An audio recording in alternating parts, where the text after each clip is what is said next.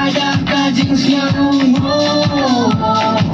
Ale ale ngiwai Hau Prada kajing siang Nhìn nhà kinh hoi nhìn nhà đi xa Jing kur khu jong me long ka ba phela Ale ale ngiwai Hau Prada kajing siang Ale ale ngiwai Hau Prada kajing siang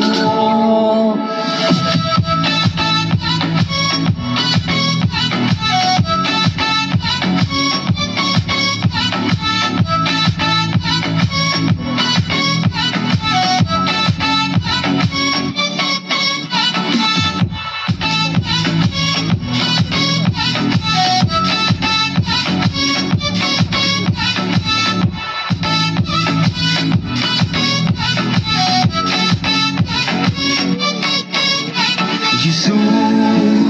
đi đón ca đào bạn gà rõ nhà mi mà để học xa mê lòng ca lưng tim ca jing xa mà jing em đê đã ca mình xin đã ca jing kenen tăng hai mi như là bàn chân bàn bờ ai ca kỳ bỏ ba đó tăng đam mê như là bàn yo ale ale ngiwai Hau Prada kajing siang Ale ale ngiwai Hau Prada kajing siang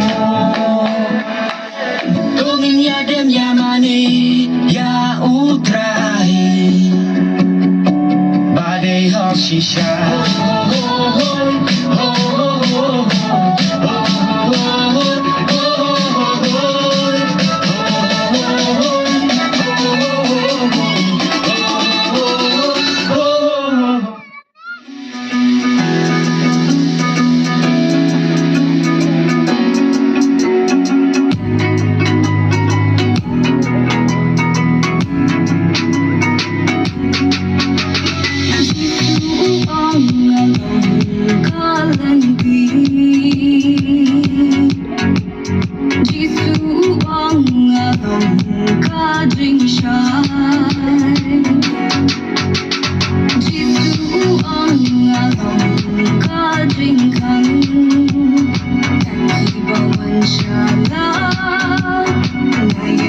Hãy subscribe cho